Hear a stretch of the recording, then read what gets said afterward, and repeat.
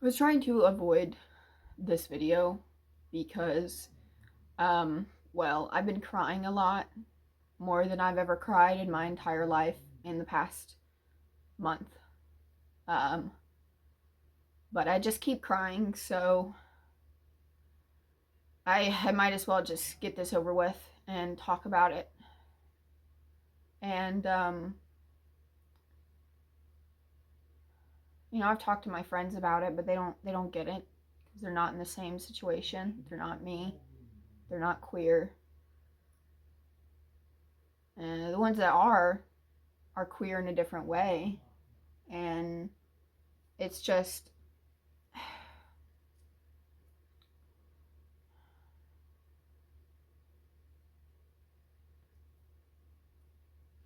oh, whatever. I keep trying to be somebody that I'm not, and I've done this my whole life. I've masked my accent. I've masked that I've got a deep voice. Um, and I try to consciously unmask those things, but it's difficult after years of forcing yourself not to be who you are because of the way people treat you and the things that they say. And I'm at the point now where I can either choose to unmask my accent or choose to unmask my voice because I don't know how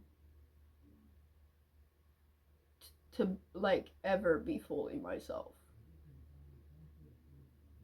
I've I've had a deep voice since I was a child. I got my tonsils removed when I was in kindergarten. And the reason they were removed was because I had a really raspy, low voice. I also struggle with heartburn daily. So a lot of my friends have been like, oh, maybe you have GERD. And I'm like, no, I don't think so. But I looked into it and I was like, oh, wait, maybe, I don't know. But I already have like so many medical things wrong with me, I don't even want to think about it. But when I was little, I would talk low like this because that's what was comfortable for me. And my father would always tell me to speak up because he couldn't hear me. I have audio processing disorder, but he's partially deaf because of his experience in the military. Um, but when I talk like this,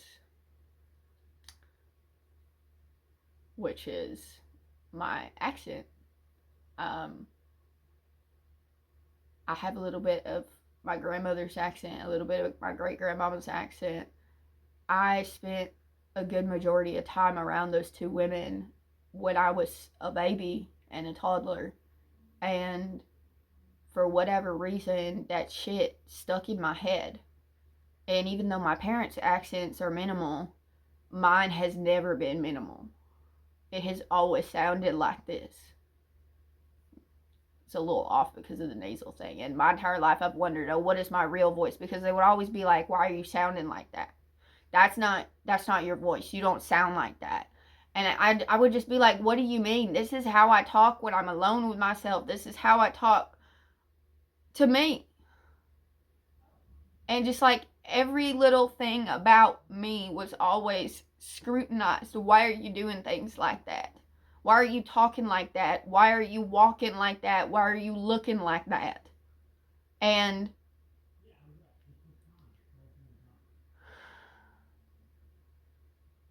it has taken me my whole life to realize that it's not just about the autism. It's about my body. It's about my spirituality. It's about everything.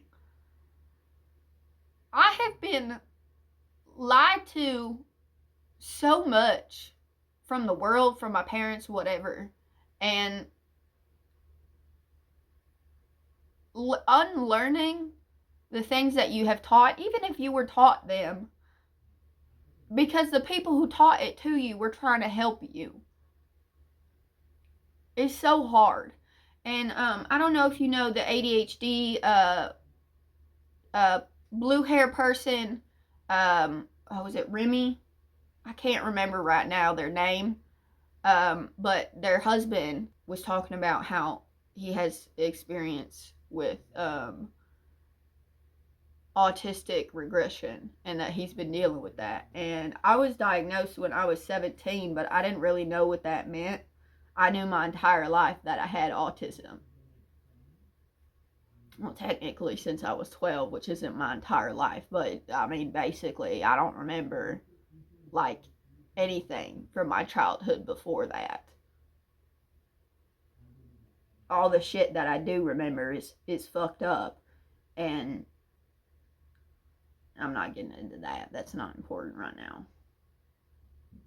Nobody needs to know the things that you've been through, and that's nobody's business, and that's something I'm trying to learn, that I don't need to trauma dump to connect with people, which is another thing.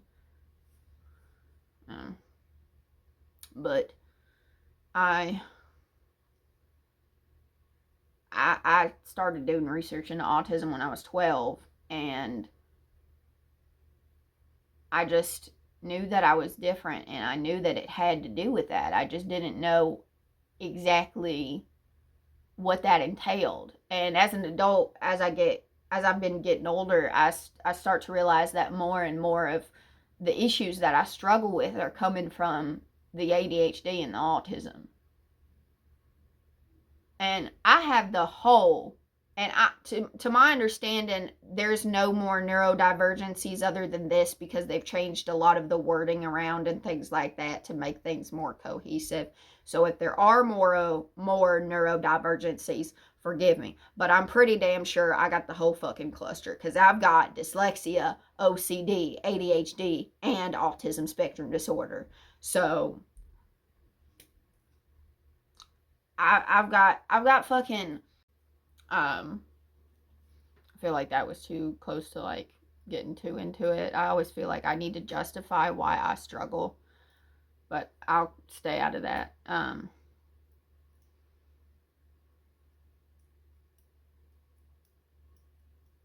I made this video because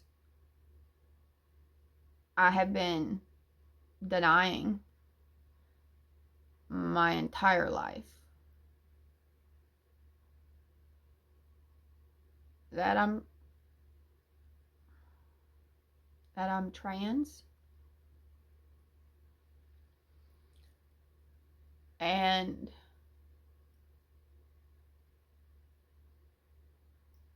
I've known since I was at least 5 before I had the words.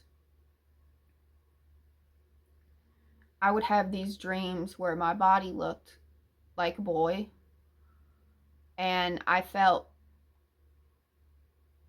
at peace. And then I would wake up and I was me again.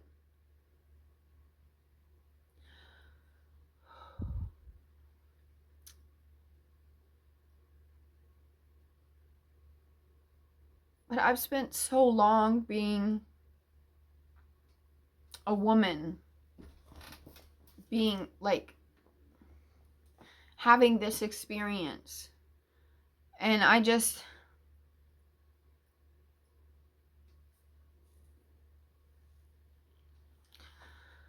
know that gender isn't binary. I know that that is a lie. It's a lie scientifically, it's a lie spiritually. That's not like, it's just not binary. And it definitely has never been binary for me. I love doing makeup. I love being feminine. what I don't like is being a woman. Ash from the Try Guys and BuzzFeed said something in his video with I'm blanking. I know his name. I've been watching the Try Guys since they came out. Keith was talking to Keith about his experience and how he realized that he wanted to be a feminine man, not a masculine woman. And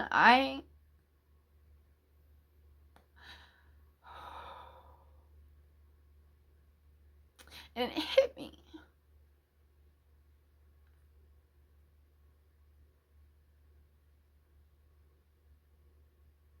When I was,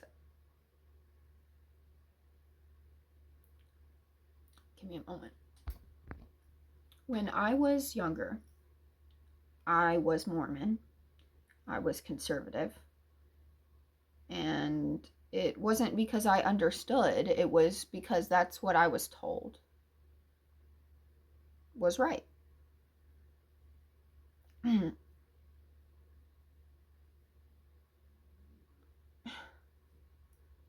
And I watched a lot of Calvin Guerra and Blair White. And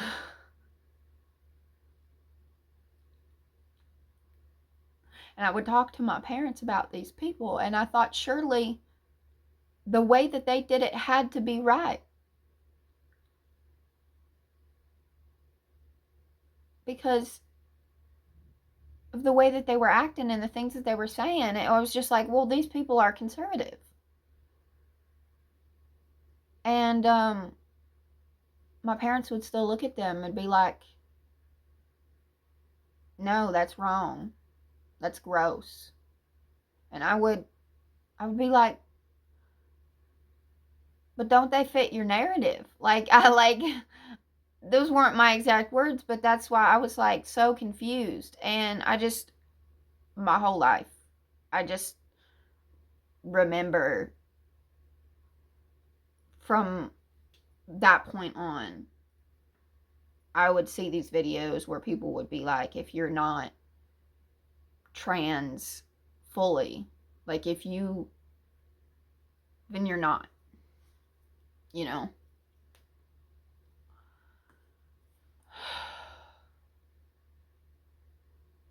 And I was talking to my brother, not my biological brother. Him and I don't get along. My spiritual brother. If I ever say my brother, I'm usually talking about him.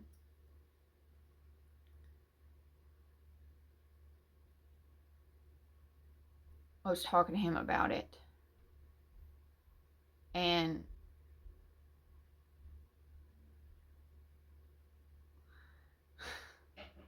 he was talking to me about how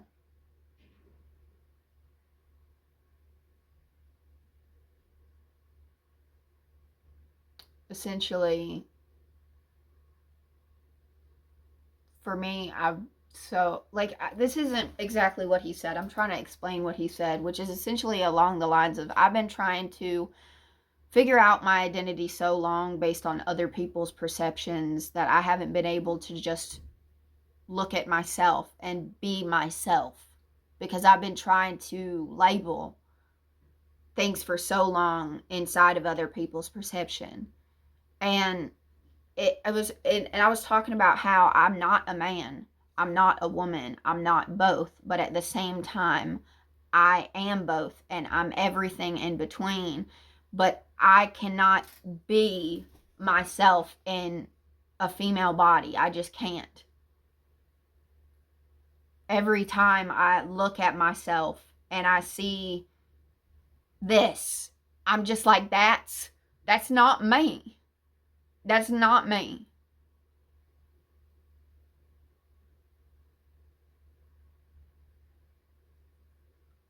And it doesn't matter when I wear like a sports bra. You can't hide what I have. I have had back problems my entire life because of what I have, okay? And I'm not trying to be crude.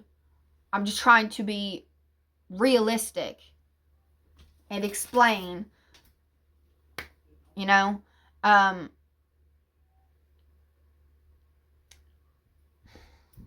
I've been taught by society, by religion, by like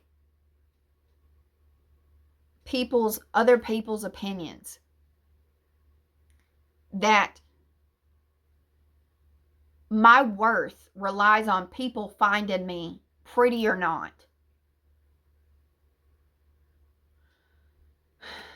And so I don't know how to be myself because myself would not be attractive in my mind to the regular man. And my entire life has been curated around this idea of safety exists within being wanted by men. And yet at the same time, that is the sole reason I have gone through so much shit because of this ideal that has been taught through many different experiences in my life. It is, if I were a character in a story, it would be my misbelief, okay? Like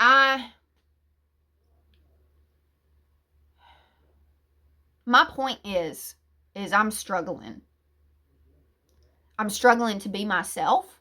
I'm struggling to figure out who the fuck that is after years of repression. I'm struggling with autistic regression because I finally realized that I'm not lazy. That I got executive dysfunction. That I've got issues. That I'm allowed to sit and be chill. And I don't need to be doing things 24/7 because I'm disabled. You know, I'm finally accepting who I am.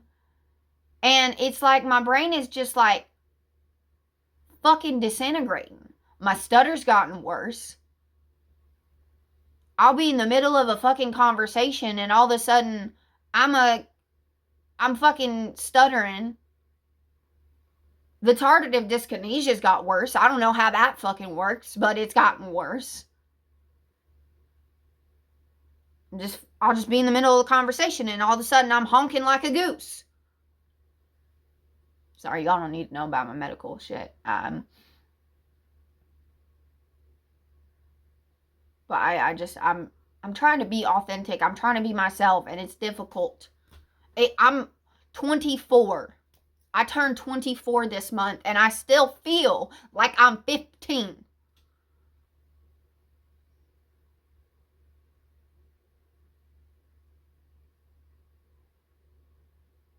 How do you be authentic without sharing all of yourself is a continual question in my life, because every time I'm trying to be authentic with people, I end up sharing too much, and then people are like, oh, you weird, or you're too much.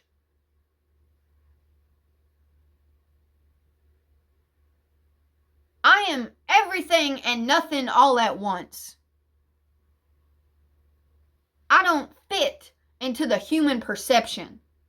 Okay? It's just who I've always been. It's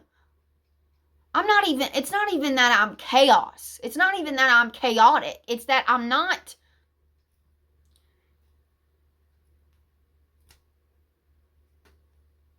I don't know. It's like so many autistic people that I know, my friends that are also autistic or neurodivergent, it feels like we're non-humans living a human existence.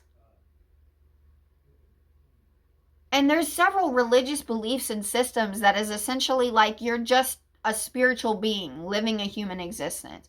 And it's so evident to me that that's what it is. And if you don't believe in that, that's fine. I'm not trying to really talk about that. So I'm doing a whole thing here. And I understand that I might be putting too much information down, but I'm trying to get my brain out. I'm trying to communicate. I'm trying to communicate. Communicate. Communicate. Communicate. Communicate.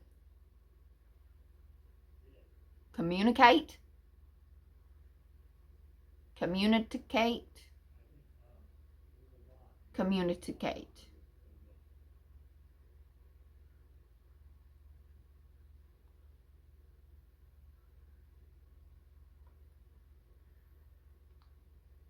Communicate don't sound right though.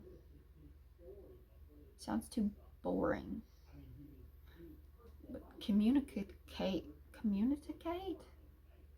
Communicate sounds like what I'm looking for, but it sounds like, I don't know. I add a lot of syllables to certain words because I grew up in like the Appalachia area of Ohio, right near Kentucky.